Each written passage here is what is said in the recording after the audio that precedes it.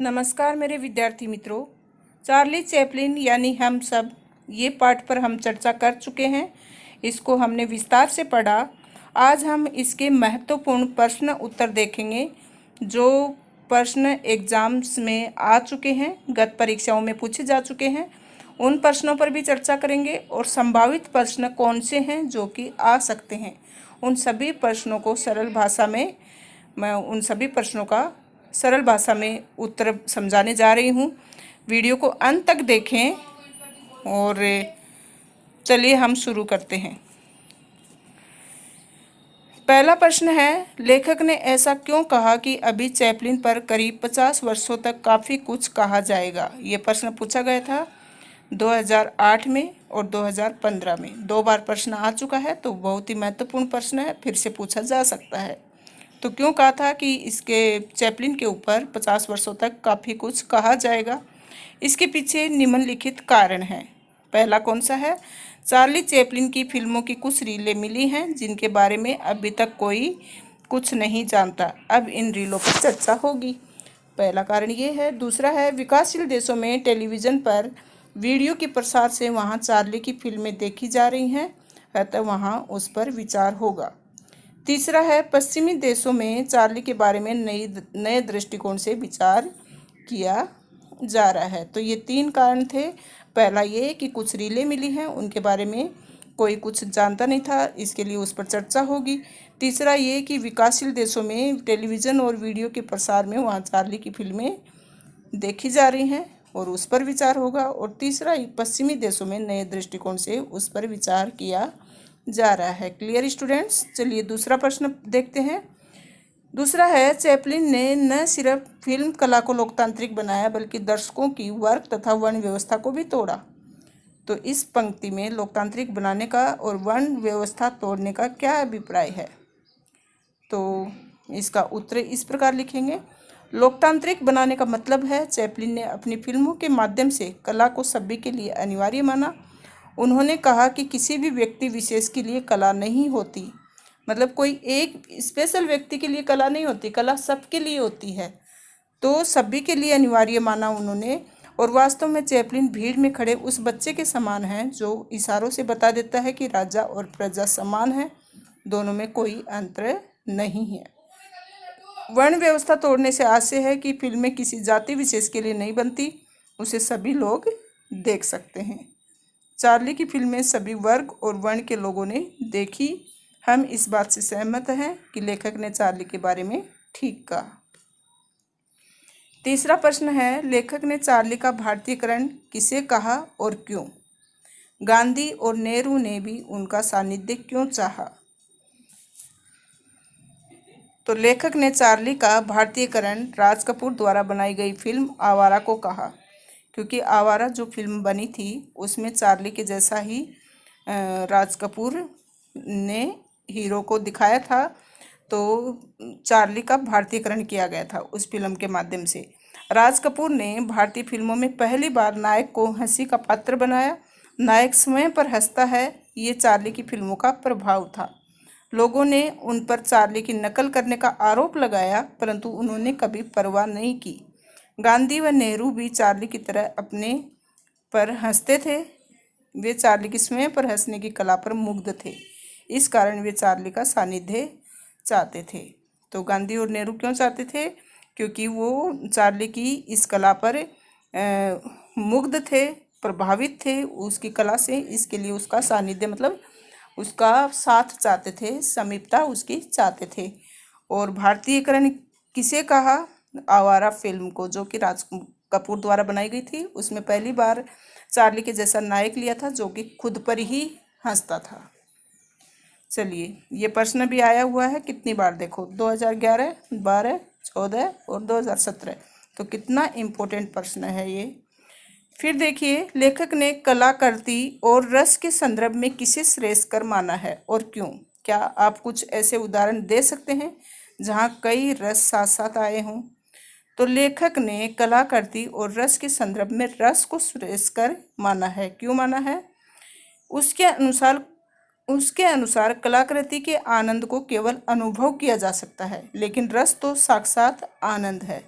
जो एक बार हृदय में अवस्थित हो जाए तो असीम बन जाता है, मतलब कोई उसका अंत नहीं है। तो जो कला है उसको तो अनुभव कर सकते हैं, लेकिन रस तो अंदर समा जाता है और अंदर इंसान के समाहित हो जाता है, तो फिर उसका कोई अंत नहीं होता, फिर किसी अन्य वस्तु की कोई आवश्यकता नहीं रहती। कुछ रस कलाकृति के साथ आते हैं जो अपेक्षा से अधिक श्रेष्ठ होते हैं। कई रस एक साथ आए तो इससे संबंधित उदाहरण इस प्रकार है। वह अपनी माँ का लाडला था, माँ उसे बहुत प्यार करती दुलारती। दुर्भाग्यवश पढ़ने लिखने के बाद भी उसे नौकरी न मिली, वह धक्के खाता रहा। एक दिन नौकरी की तलाश में जाते हुए उसका एक्सीडेंट हो गया। इस हादसे में उसकी दोनों टांग जाती रही। वह अब बूढ़ी माँ पर आश्रित हो गया। इस घटना में देखो, वात्सल्य, करुणा, शांत, भयानक आदि रसों की अभिव्यंजना हुई है।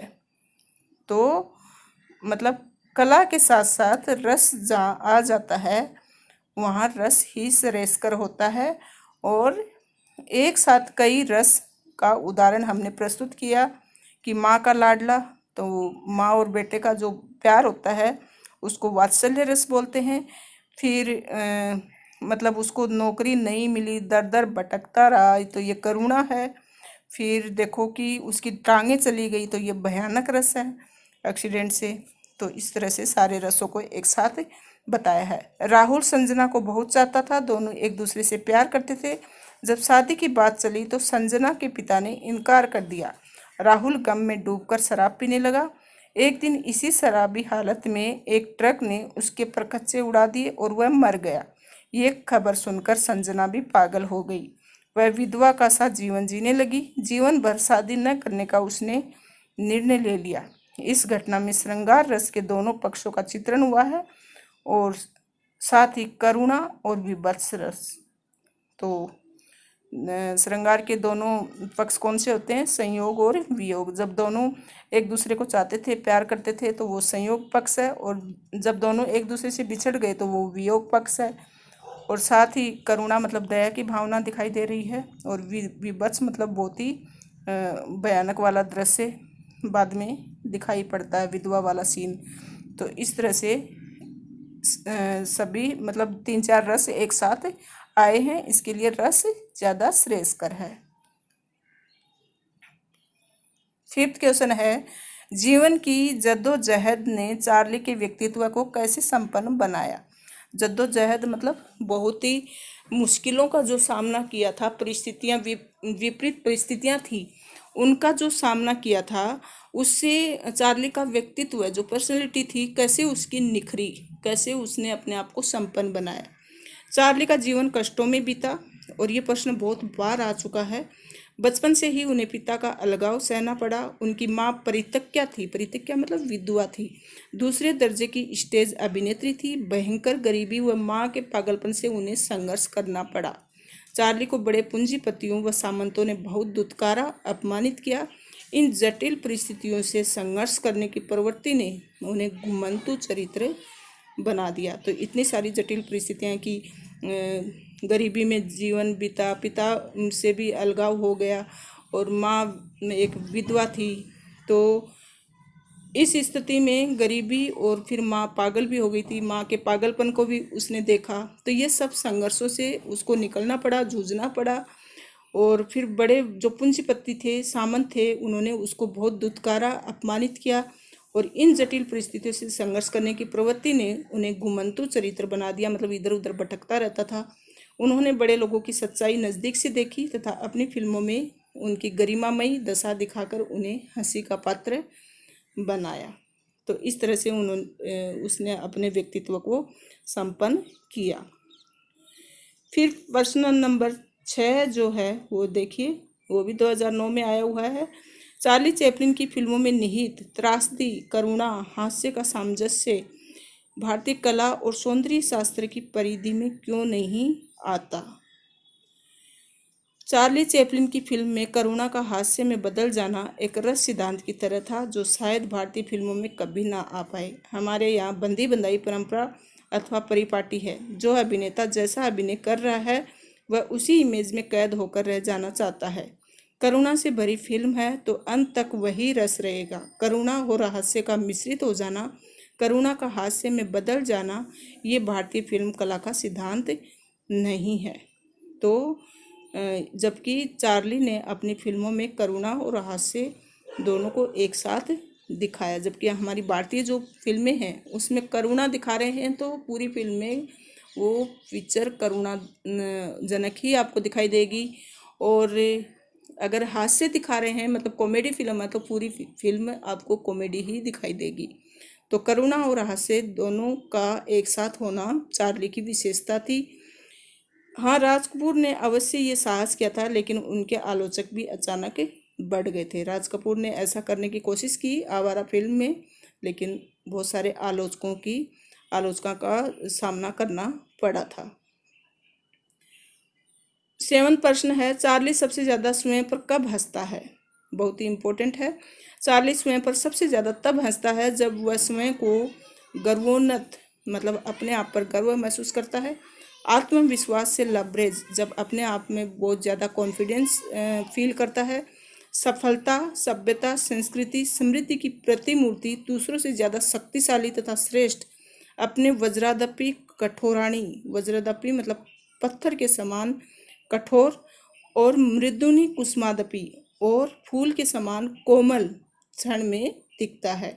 तो वह जब अपने आप को श्रेष्ठ समझता है, शक्तिशाली समझता है, अपने आप पर गर्व महसूस करता है और आत्मविश्वास फील करता है और पत्थर के समान कठोर समझता है, फूल के समान कोमल समझता है, ऐसे क्षण में वह अपने आप पर स्वयं को हास्य का अवलंब बनाता है। चलिए, आपको समझ में आ रहे होंगे। चार्ली चैपलिन का व्यक्तित्व कैसा था? तो कैसा था? व्यक्तित्व सुलझा हुआ था, वह हंसमुख आदमी था। दूसरों को हंसाना बहुत आसान है, लेकिन खुद पर हंसना उतना ही मुश्किल। चार्ली ने ऐसा कठिन कार्य भी कर दिखाया। वह फिल्मों में गंभीर से गंभीर विषय पर स्वयं ही हंसता था। करुणा कब हास्य में बदल जाती पता ही नहीं चलता। तो कितना भी दर्दनाक मुद्दा चल रहा हो उसके ऊपर भी वह हंसता था। तो दया कब हंसी में बदल जाए ऐसे सीन वह दिखाता था। तो ऐसा उसका व्यक्तित्व था, हंसमुख इंसान था, सुलझा हुआ व्यक्तित्व था और दूसरों को हंसाना उसका काम था। तो दूसरों को हंसाना तो आसान है, लेकिन खुद पर हंसना बहुत मुश्किल है, लेकिन चार्ली ने ऐसा किया था। मेकिंग ए लिविंग फिल्म की विशेषता बताइए। मेकिंग ए लिविंग की सबसे बड़ी विशेषता तो यही है कि इसने अब भी 75 वर्ष पूरे किए हैं। पौन शताब्दी से उनकी फिल्म दुनिया के सामने है। ये फिल्म 5 पीढ़ियों को मुग्ध कर चुकी है, मतलब प्रभावित कर चुकी है, आनंदमय कर चुकी है और इसकी लोकप्रियता आज भी ज्यों की त्यों बनी हुई है। ये फिल्म न केवल फिल्म जगत की बल्कि चार्ली चैपलिन के जीवन में भी मील का पत्थर साबित हुई है। तो इस फिल्म की विशेषता ये है कि 75 वर्ष इसने पूरे कर लिए, लेकिन इसकी लोकप्रियता आज भी वैसी की वैसी ही बनी हुई है। तो बच्चों, ज़रूर आपको ये फिल्म देखनी चाहिए चार्ली चैपलिन की, और आपको और ज़्यादा समझ में आएगा कि आखिर ऐसी क्या फिल्म है कि आज तक लोग इससे प्रभावित हैं। चार्ली चैपलिन की छवि कैसी थी? छवि मतलब उसका व्यक्तित्व कैसा था? चार्ली चैपलिन की छवि एक ट्रेम की थी। वह कई रूपों में हमारे सामने आया, किंतु वह सबसे ज़्यादा प्रिय तभी लगा जब वह फिल्मों में बुद्धू, खानाबदोश, आवारागर्द बना। इन भूमिकाओं ने उसे प्रत्येक वर्ग के आदमी से जोड़ दिया। इस रूपों की जीवंत भूमिका ने उसे विश्व में लोकप्रिय कलाकार बना दिया। चार्ली चैपलिन अब अभिनेता न रहकर ट्रैम्प बन चुका था, यही उसकी लोकप्रियता थी। ट्रैम्प मतलब जो सामान्यतः ऐसे दिखने वाले लोग जो बुद्धू दिखते हैं और घुमक्कड़, खानाबदोश, जिनको न पहनने का सलीका न खाने का सलीका, और आवारागर्दी वाले, तो इस टाइप का उसने रोल किया, ऐसी भूमिकाएं अदा की। तो सामान्य जन जो छोटे से छोटा इंसान था वो भी अपनी छवि उसमें देखने लगा था। तो इस तरह से उसकी छवि थी और इसलिए लोग उसको ज़्यादा हास्य कलाकार न मानकर ट्रैम्प कलाकार मानने लगे थे। चार्ली के जीवन पर किस घटना का प्रभाव ज़्यादा था? चार्ली के जीवन को एक घटना ने बहुत प्रभावित किया। एक बार चार्ली बहुत बीमार पड़ गया था, तब उसकी माँ ने उसे बाइबल पढ़कर सुनाई। ये बाइबल उसकी माँ ने ओकले स्टेट के तय खाने के अंधेरे कमरे में सुनाई थी। इसे पढ़कर चार्ली के मन में 3 बातें प्रमुख रूप से समा गई: स्नेह, करुणा और मानवता। तो ध्यान रखेंगे बच्चों कि किस घटना का प्रभाव पड़ा था। जब वह चार्ली बीमार हो गया था तो उसकी माँ ने उसको बाइबल सुनाई थी और उससे उसका मन पूरी तरह से परिवर्तित हो गया था और उसके मन में स्नेह, करुणा और मानवता आ गई थी। चार्ली के बारे में लेखक ने क्या कहा है? तो लेखक कहता है कि चार्ली कई फिल्म समीक्षकों ने नहीं, फिल्म कला के उस्तादों, मानवीय के विद्वानों ने सिर धुने हैं। उन्हें नेति नेति कहते हुए ये भी मानना पड़ता है कि चार्ली पर कुछ नया लिखना कठिन होता जा रहा है। तो चार्ली पर जो कई फिल्म समीक्षक हैं, उसकी फिल्मों की समीक्षा करने वाले, मतलब आलोचना करने वाले, गुण दोष बताने वाले जो लोग हैं, उन उस्तादों और विद्वानों ने उसकी फिल्मों की समीक्षा करते समय अपने सिर धुने हैं, मतलब परेशान हो गए हैं। उन्हें मानना पड़ा है कि चार्ली पर कुछ नया लिखना कठिन है। दरअसल सिद्धांत कला को जन्म नहीं देते, कला में अपने सिद्धांत या तो लेकर आती या बाद में उसे गढ़ना पड़ता है। करोड़ों लोग चार्ली को देखकर अपने पेट दुखा लेते हैं। पेट दुखा लेते मतलब हंस हंस कर, क्योंकि चार्ली सबको हंसाता था। वे स्वाभाविक रूप से हंसने को मजबूर हो जाते हैं। तो लेखक ने चार्ली के बारे में ये बातें कही हैं। चार्ली की फिल्मों के बारे में परिचय दीजिए।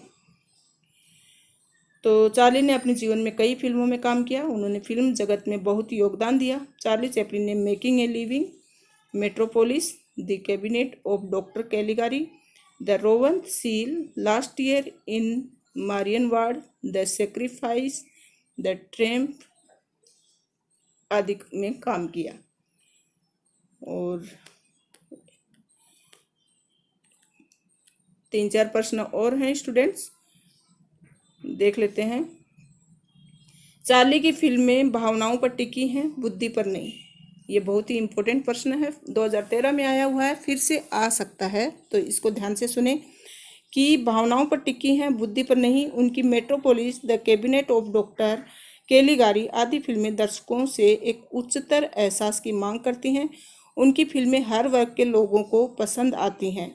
उनकी फिल्म को पागल खाने के मरीज भी देखते हैं। विकल मस्तिष्क वाले, मतलब विकल मस्तिष्क मतलब जो जिनका बुद्धि कम है, वो लोग भी देखते हैं।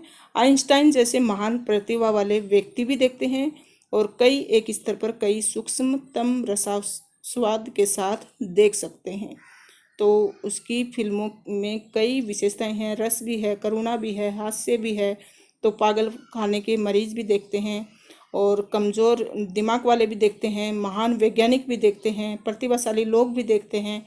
तो उसकी फिल्में ऐसी नहीं कि वो बुद्धि पर ही हैं, उसको हर वर्ग का लोग देखता है। जिसके पास दिमाग नहीं है वह भी देखता है। तो वो भावनाओं पर टिकी हुई है। जीवन की जद्दोजहद में चार्ली के व्यक्तित्व को निखारी तो नानी की ओर से उन्हें कुछ अंशों में भारतीयों से मिलते जुलते संस्कार मिले। पाठ के आधार पर स्पष्ट कीजिए।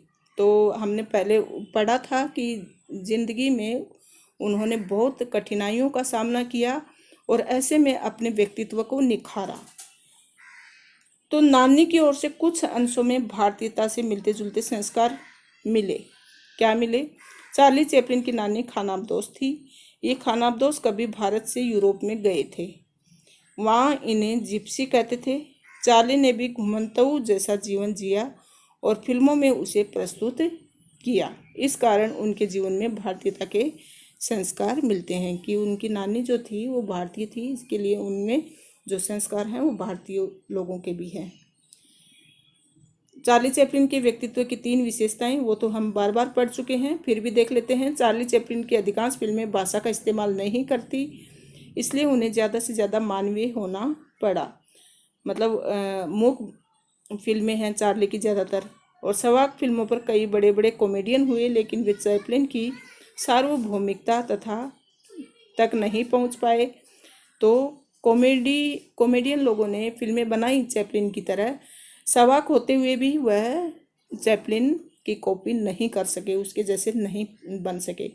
चार्ली का चीर युवा होना या बच्चों जैसा दिखने की एक विशेषता तो है ही, सबसे बड़ी विशेषता शायद ये है कि वे किसी भी संस्कृति को विदेशी नहीं लगते। यानी उनके आसपास जो चीज़ें अड़ंगे, खलनायक, दुष्ट औरतें आदि रहते हैं, वे एक सतत विदेश या प्रदेश बन जाते हैं, चैपलिन हम बन जाते हैं। तो चैपलिन में हम सब नज़र आता है, क्योंकि चैपलिन की फिल्में में हर वर्ग से रिलेटेड होती हैं। सॉरी, ये उनके व्यक्तित्व की विशेषताएं थी।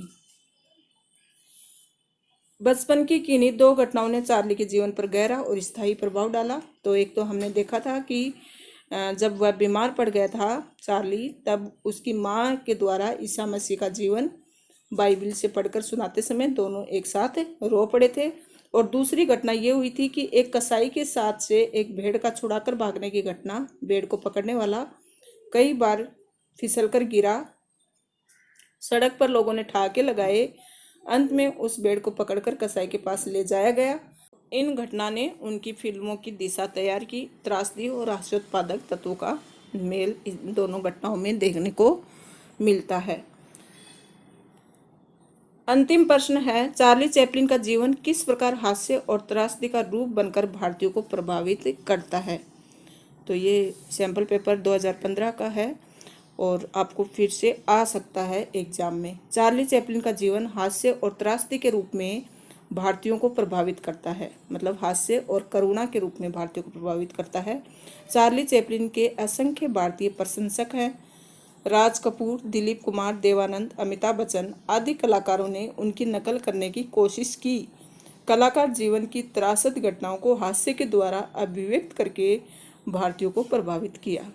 तो जो करुण घटनाएं हैं, जो भयंकर दुखद घटनाएं हैं, उनको हास्य द्वारा अभिव्यक्त करके भारतीयों को प्रभावित किया। किस तरह से प्रभावित किया? अपनी जो दुखद घटनाओं को उसने हास्य द्वारा लोगों के सामने प्रस्तुत किया और इस तरह से भारतीयों को प्रभावित किया।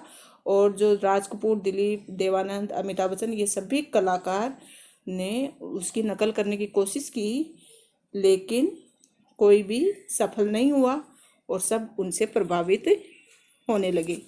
Thank you students. आशा है आपको ये सारे प्रश्न उत्तर अच्छे से समझ में आ गए होंगे और साथ साथ आपकी समझ भी विकसित हुई होगी कि किस तरह से प्रश्नों के उत्तर लिखना है। और इससे बाहर कोई भी प्रश्न एग्जाम में नहीं पूछा जाएगा।